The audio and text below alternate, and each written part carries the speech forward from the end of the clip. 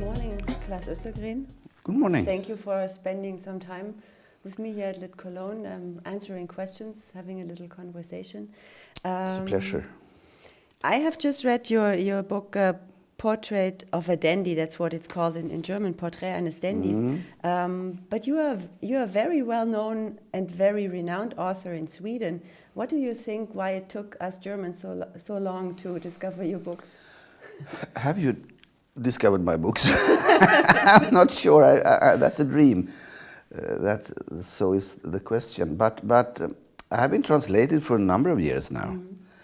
But it hasn't worked really until perhaps now. I don't know. I hope so. I don't know why. That's a question because the German audience interest in Scandinavian literature is remarkable. Yes.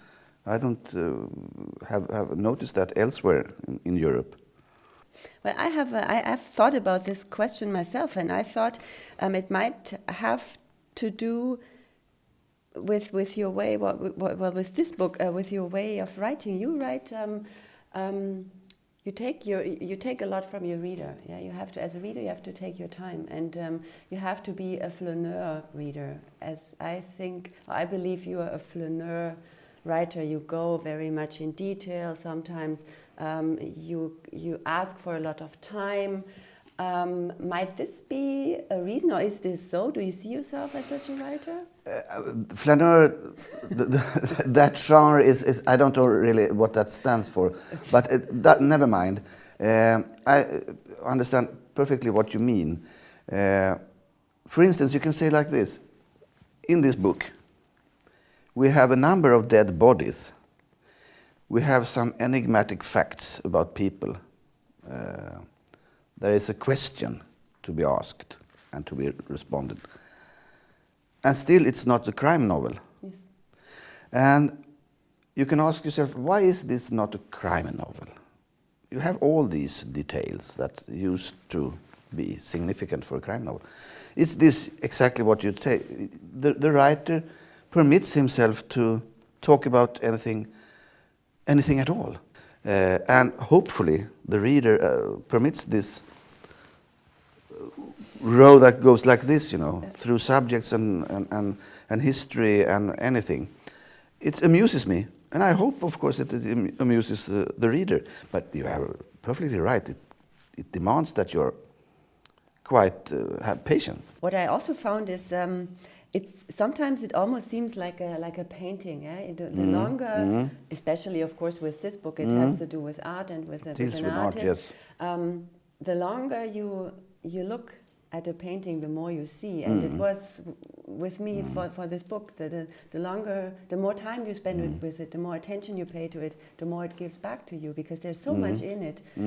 So was it hard to write such a book? That it was more or less joyful.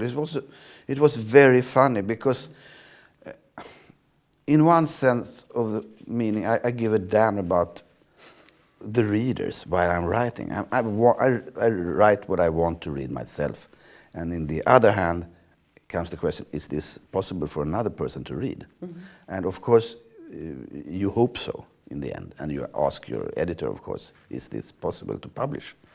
And if they say yes, and everything is hunky-dory, but if they say no, it's too unfocused, you have to take away some themes that are just disturbing, then I have to reconsider that, and perhaps I do so.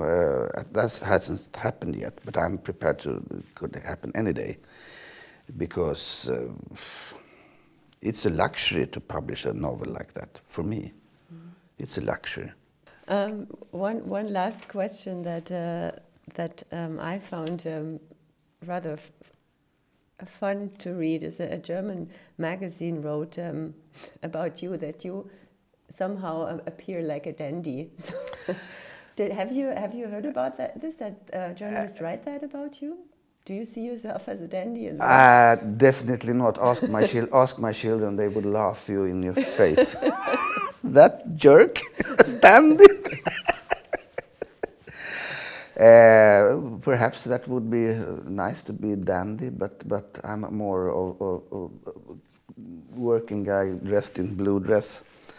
on my farm. That's more me, I guess. That's a dream, to be a dandy.